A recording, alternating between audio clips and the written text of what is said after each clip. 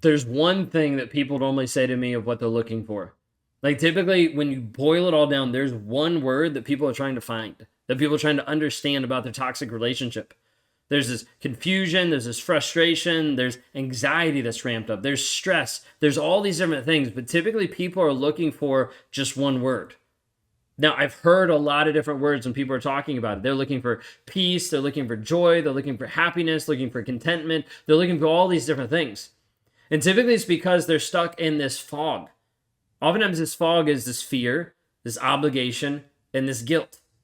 Oftentimes leaving people stuck in a toxic relationship.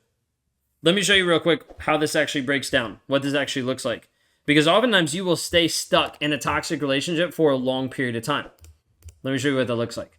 Okay, imagine this. You are right here, and the narcissist brings you to a place where he puts you in this fog. So we're going to draw this fog out around you just to give you a perspective of what this looks like. Okay, and inside of this, the narcissist said, hey, I'm going to give you some fear. I'm going to make you afraid to actually do anything without me. I'm going to make you afraid that you're not good enough. I'm going to make you afraid that you can't actually leave me because of what I'll do to you, because of how I'll smear your name, because of how I'll make you feel, because of what I'll tell your friends and family. Like, I'll just make you afraid. And this fear ends up being a layer around inside the fog. And then there's this piece where the narcissist is like, hey, I'm going to do this. I'm going to give you a sense of obligation. The obligation is because you've been with me for so long. Like, you've been in this relationship for 20 years. So, like, why would you leave now? Like, I've been trying to get clean for 20 years. Now that I'm finally doing it this time for the 300th time, now you're going to leave me? They'll try to give this impression of like you're obligated to stay with him. And this is where he'll use Christianity, he'll use Bible and be like, oh, it says you have to stay married to me. Even though I'm an abusive asshole, it says you still have to stay married to me, so you better stay married to me. You're going to see a lot of different things when the narcissist is trying to make you obligated to stay in the relationship, obligated to serve him, obligated to do the things that he wants you to do. And you're going to feel this. The fear that goes around you, the obligation. And then you're also going to see this other piece, which is the guilt. And the guilt is something that oftentimes will make you stay. See what we did there? You can see fog. Fear, obligation, guilt. And the guilt oftentimes is going to get you to stay much longer because he's like, yeah, well, I cheated like 20 times on you. But remember one time back in high school when we were dating for like 2 weeks, you kissed another guy? Yeah, you cheated on me. I can't believe you did that. I'm going to bring that up for the next 20 years so it makes you always defensive so that I can actually get away with the cheating that I'm doing because you're the one that started it. You're the one that caused it. How you acted the other week, like that was on you because you should feel guilty.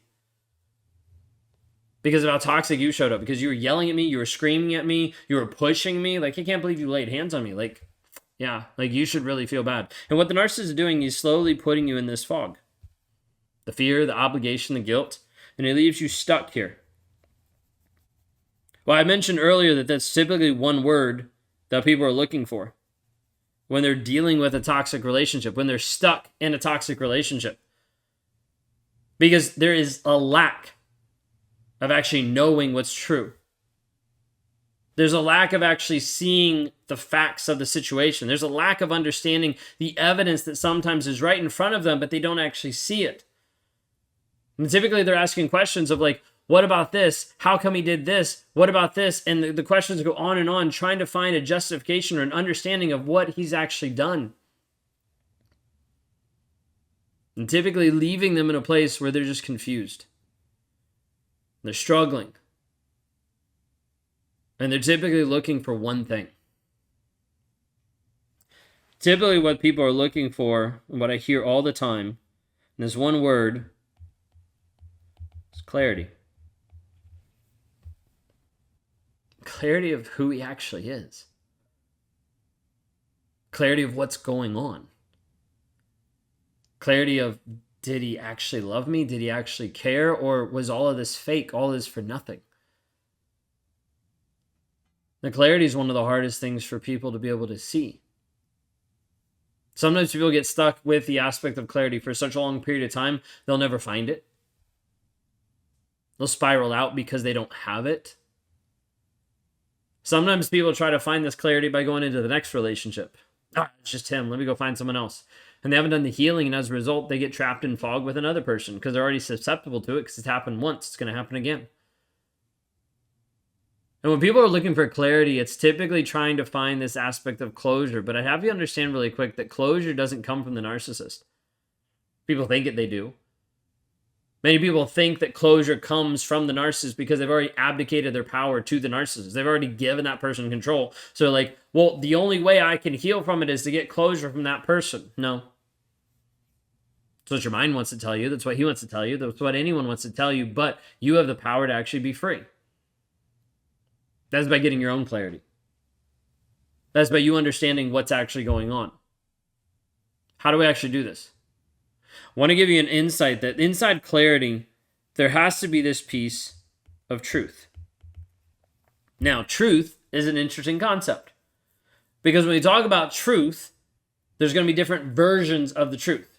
Now, wait a second, the truth is the truth, right?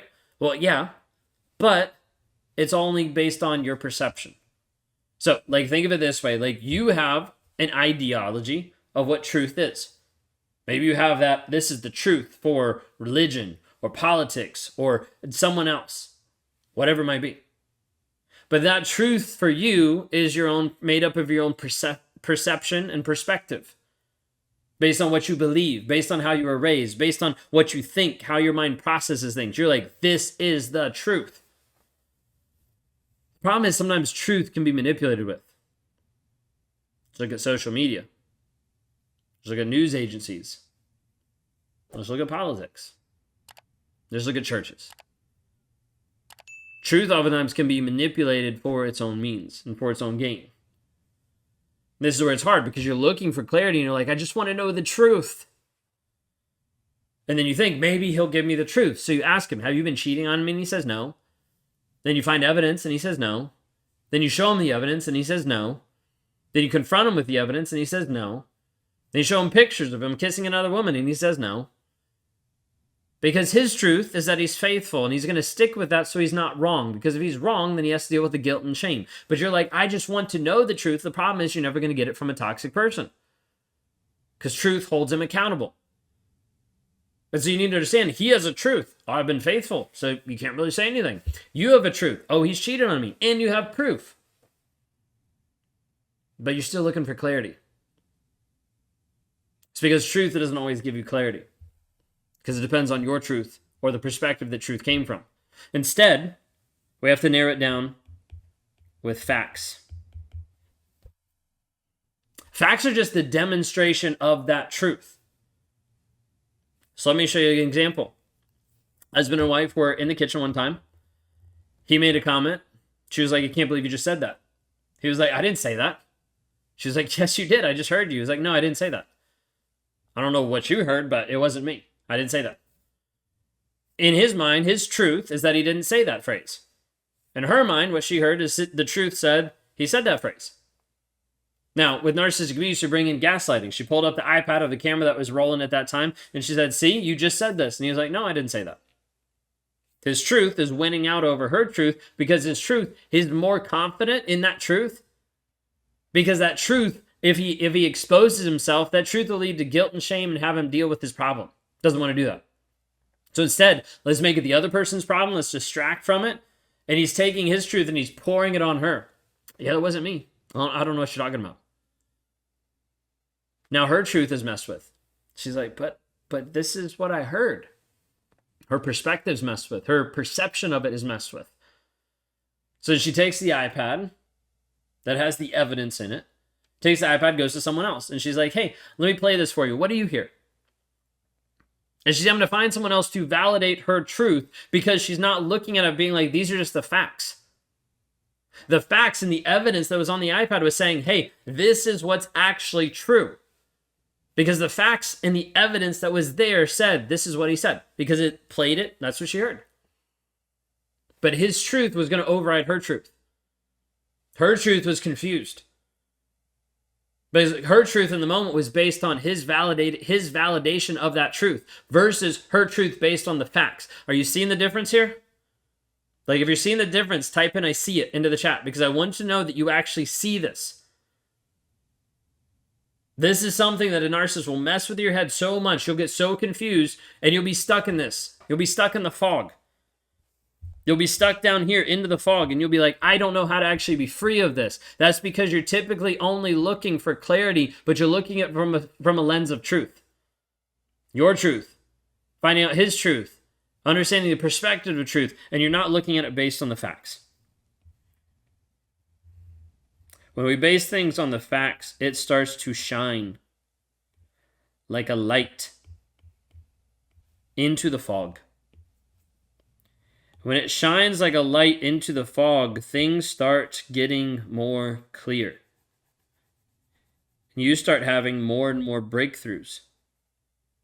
And you start realizing that the path forward has always been clouded and shrouded by this person, keeping in the fear, the obligation, the guilt. And so it gives you a path to be able to move forward and be able to say, hey, this is actually the direction I need to go.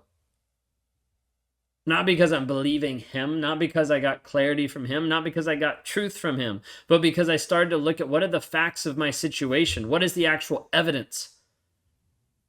When you look at the facts are the only thing that will actually set you free. Not a therapist, not a counselor, not anybody. This is why even working with me, I don't give you just the answers. I give you the tools to unlock the answers. I help coach and guide you to be able to see that, but I don't just paint the way. I actually ask the hard questions of what are the actual facts. Write them out. Now, what do you need to believe based on those? Like, my whole goal is to guide people to the truth, but we cannot do that unless we're looking at the facts of the situation. If you want to see how I do that today, you can go to rawmotivations.com/breakthrough. If you haven't already, like, subscribe, rate, review, share this with someone who might be struggling inside the fog, the fear, the obligation, the guilt of being in a toxic relationship.